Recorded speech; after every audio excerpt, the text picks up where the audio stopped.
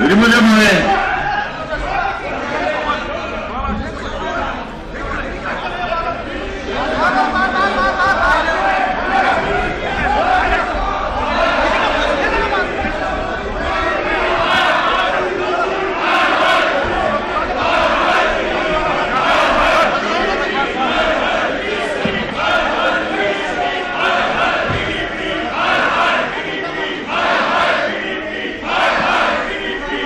Yes, Big Sam.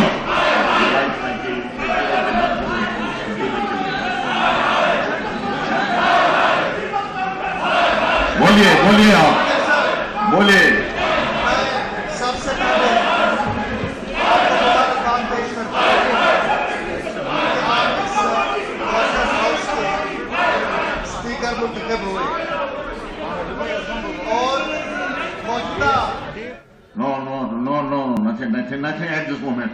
Nothing. I will not listen to you. I will not listen to you. Please take your seat. Please take your seat. Remove these people from the house. Don't allow anybody to enter the well. Remove them away.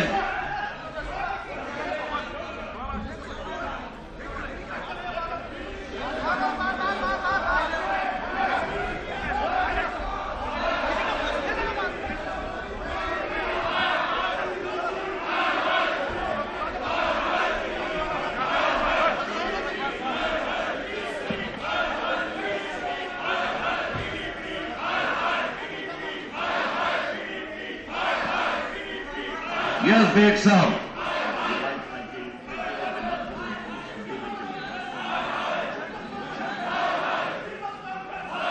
बोलिए आप बोलिए। के साथ हुआ था, उस भारत नेत्री के साथ हुआ था, उस दूरदर्शी के साथ हुआ था, जिसकी वजह से हमने उस वक्त टू नेशंस थ्योरी को रिजेक्ट किया। हमने टू नेशंस थ्योरी इसलिए नहीं रिजेक्ट की थी कि हिंदुस्तान और मुसलमान का झगड़ा है। हमने टू नेशंस थ्योरी इसलिए रिजेक्ट की थी कि इसका कोई इखलाकी जवाब नहीं था। टू नेशंस थ्योरी क्या थी? टू नेशंस थ्योरी के दो पहलू हैं। एक पहलू यह है कि इस मुल्क में कई कौमें हैं, जिनमें से दो कौमें, एक हिंदू है और एक मुसलमान है। और इसका अगला पहलू यह था कि हिंदुस्तान और मुसलमान और हिंदू मिलकर इस रियासत में नहीं रह सकते। और ये सोच सिर्फ मुसलमानों के अंदर या मुसलमानों की मुस्लिम लीग की सोच नहीं थी, उस वक्त कुछ हिंदू की सोच भी है थी। 1925 के आप उनकी करारदाद को देखें तो आपको मालूम पड़ेगा कि ये सोच उस वक्त सिर्फ मुस्लिम लीग की नहीं थी, क्योंकि इस सोच का कोई इखलाकी जवाब नहीं था। इसलिए हमारी क़यादत ने इसको रिजेक्ट किया।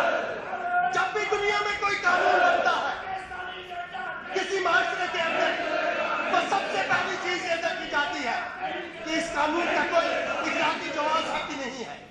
जब भी आइन में कोई तरमीम की जाती है, honourable speaker sir, the people of Jammu and Kashmir have ignored them. You please also ignore them. They don't treat that seriously. Please listen to me now, sir. On 26th of October 1947.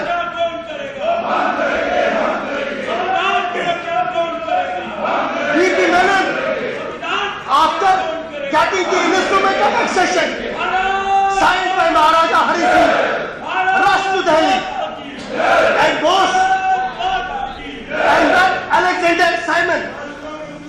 और Alexander Simon को वो क्या कहते हैं? Honourable speaker sir, please ये जुमला जरूर सुने। वो कहते हैं, उनको आगे दिखाते हुए कहते हैं, the bastard has signed it.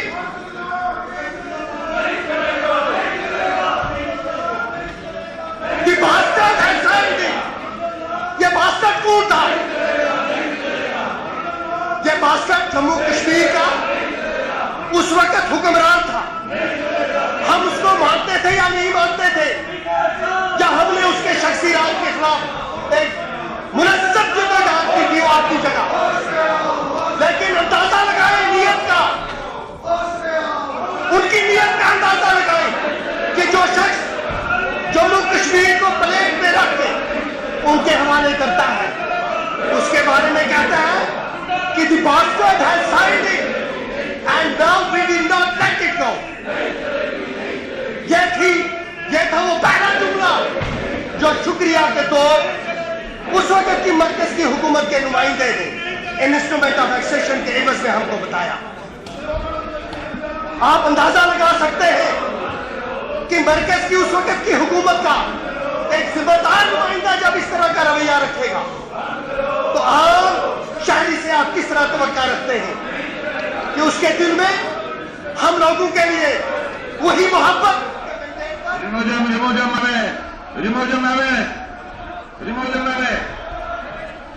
Ladakh के लोगों ने 5 अगस्त 2019 के फैसले को जब उन्होंने भारतीय जनता पार्टी के उम्मीदवार को इलेक्शन में हरा दिया, जम्मू के लोगों ने जो गुमराह एजेंडा बीजेपी के साथ है, सिवाय उनके सब लोगों ने भारतीय जनता पार्टी के इस एजेंडे को रिजेक्ट कर दिया। कश्मीर के लोगों ने एक सेक्युलर डेंजर का इजहार करते हुए अपने उस एजेंडे का जो उमर साहब ने उनके सामने रखा था, एक सियासी और इक्तिसादी एजेंडा, उसका साथ देते हुए उन्होंने इस हुकूमत को चलाने की जिम्मेदारी उमर अब्दुल्ला साहब को दी। इस वक्त Don't allow anybody to enter the well. Don't allow anybody to enter the well. Remove them away. They are some of the host order. Remove them away. Honorable Speaker sir, Yes, go on. जब 370 पे बहस हो रही थी, तो honourable home minister साहब ने तीन नुक्ते उभारे इस वक्त। पहला यह था कि 370 हटाने से जम्मू कश्मीर में पायदार अमन हो जाएगा। दूसरा यह था कि 370 और 35 से हटाने से जम्मू कश्मीर में डेमोक्रेसी स्ट्रेंथन होगी। और तीसरा यह था कि जम्मू कश्मीर